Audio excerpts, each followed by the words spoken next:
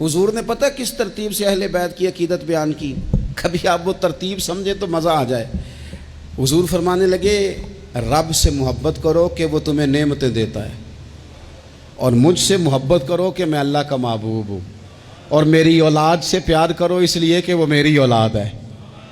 آپ کبھی حدیث کی ترتیب دیکھیں نا تو سارے ذائقے ایک ہی حدیث پاک میں انسان کو مکمل ملتے ہیں۔ رب سے محبت کرو نعمتیں دیتا ہے، مجھ سے پیار کرو میں اس کا رسول بن کے آیا ہوں، اور میرے حسن سے، میرے حسین سے، میری بیٹیوں سے، میری شہزادیوں سے، اولادوں سے پیار کرو اس لیے کہ وہ میری اولاد ہیں۔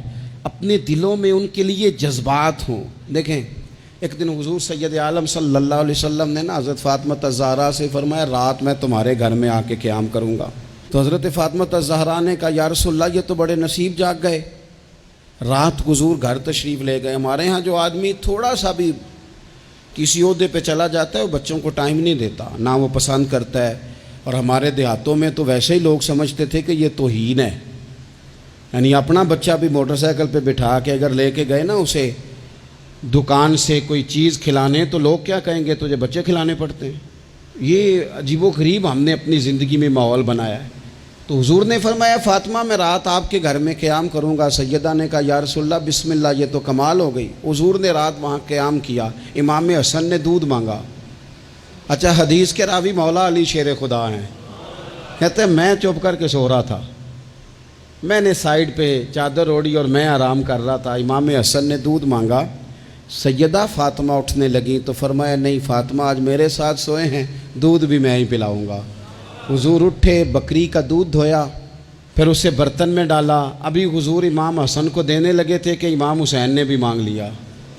تو حضور نے فرمایا نہیں بھائی پہلے حسن کو ملے گا۔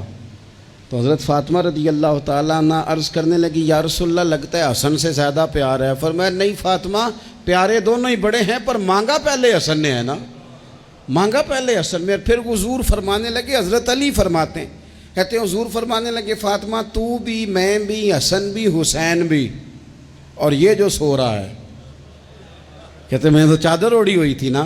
فرمایا فاطمہ میں بھی، تو بھی، حسنین بھی، اور یہ جو سو رہے ہیں، فرمایا سارے مل کے جنت میں داخل ہوں گے۔